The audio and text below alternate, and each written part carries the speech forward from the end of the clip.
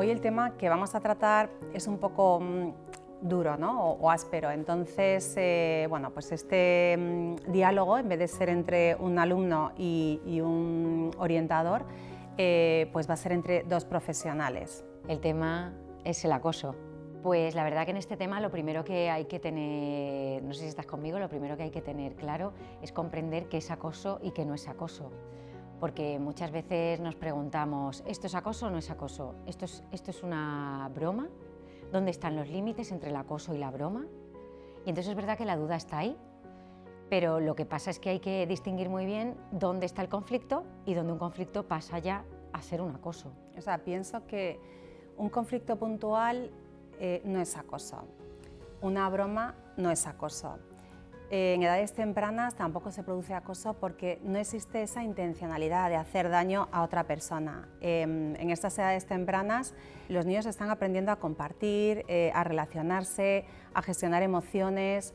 Los conflictos que se suelen dar a estas edades son propias de su desarrollo. La verdad es que yo creo que el problema aparece cuando hay una repetición, cuando hay un desequilibrio de poder y sobre todo cuando hay una intencionalidad, cuando hay una intención de hacer daño, incluso de humillar. Sí, y bueno, cuando se produce también ese desequilibrio de poder, ¿no? Cuando el acosador pues es mayor porque sea repetidor, o no sea más popular o sea más fuerte, o el acoso se produzca de un grupo a una sola persona, empezamos a pensar que efectivamente puede haber acoso. Hay que tener en cuenta que a los alumnos también hay que enseñarles a que distingan cuáles son los límites, porque muchas veces ni ellos mismos lo saben.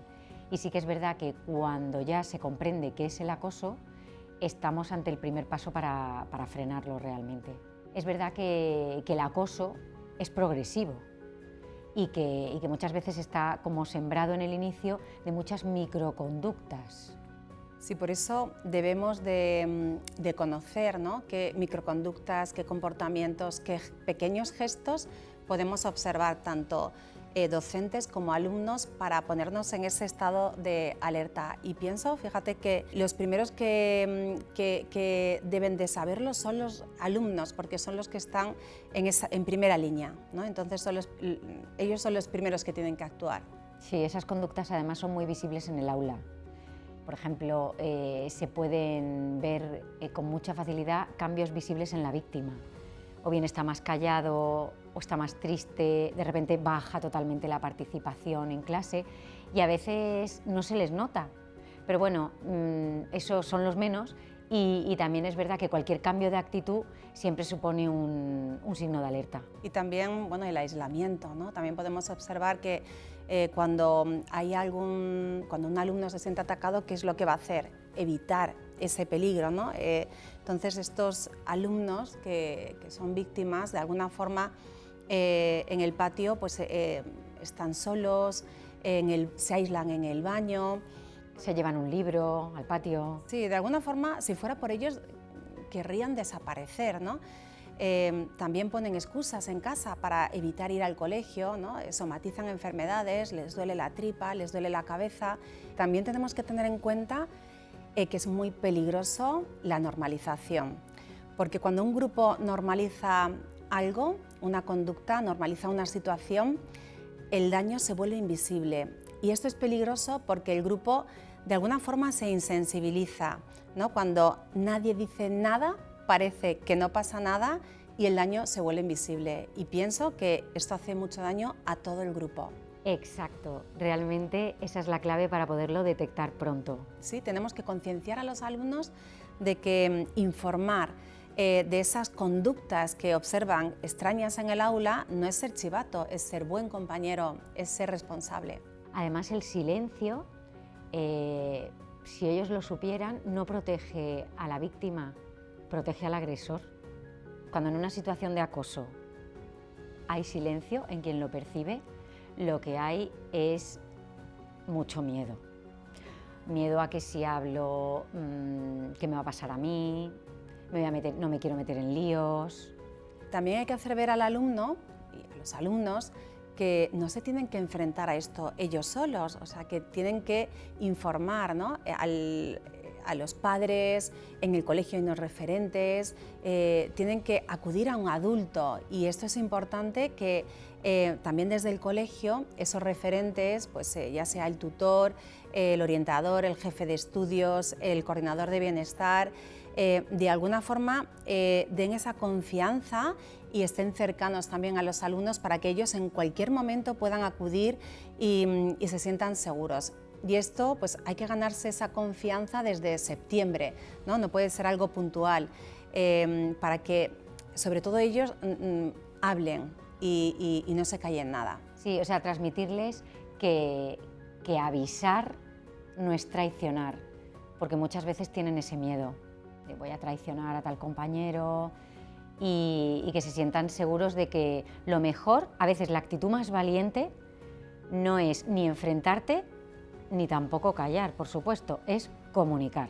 El agresor lo que necesita ese público, necesita de esas risas, de ese apoyo, porque busca ese reconocimiento para autoafirmarse. Entonces, si se reducen esas risas, si se reduce ese apoyo, de alguna forma estamos disminuyendo esa conducta. Sí, bueno, hay muchísimas ideas prácticas que se le pueden decir a los alumnos para reducir un poco también esta tensión de complicidad, ¿no?, que se puede generar. Pues, por ejemplo, mira, si lo ves, no participes, evidentemente, cambia de tema.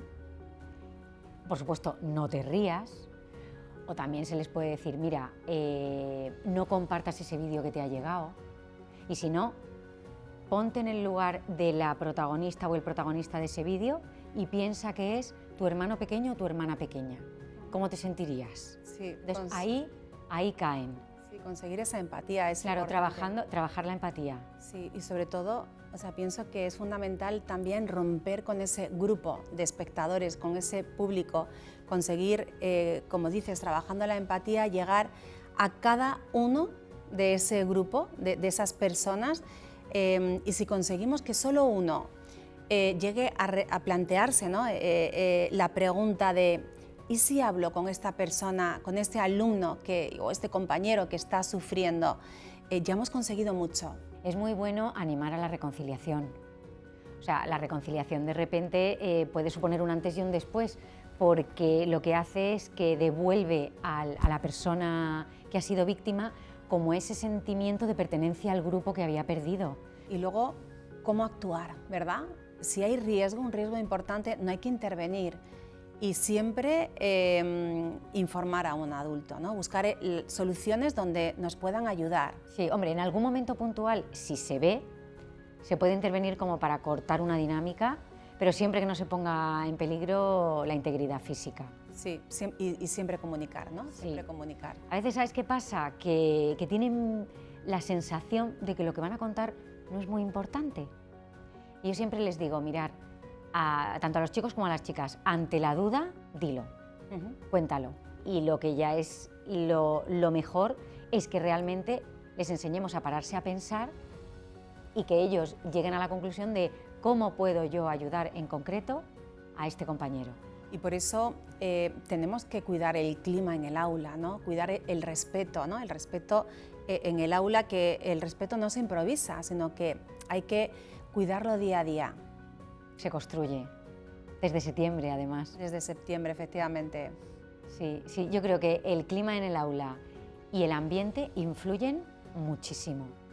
Sí, esas pequeñas burlas que puede haber pueden preparar el terreno de un futuro acoso, ¿no? Un aula que tolera pequeñas burlas, risitas, motes, al final pueden provocar que esto vaya a más. Por suerte están las normas de convivencia, que es un documento que realmente se hace con la ayuda de los alumnos, muchas veces a principio de curso, y que no es un papel.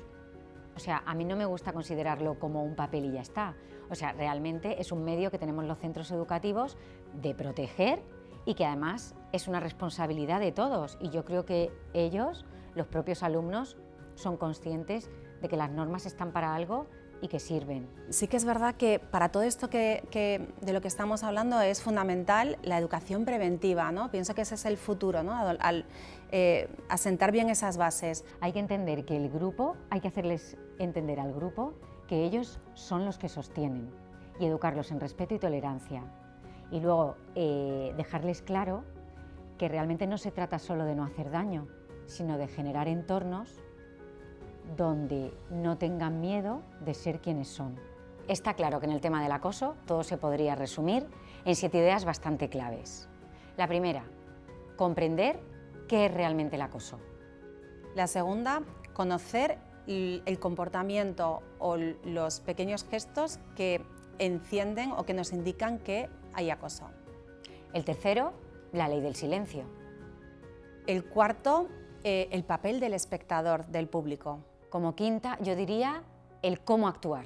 La sexta sería cómo trabajar el clima de convivencia o el clima en el aula. Y por último, la séptima, la prevención.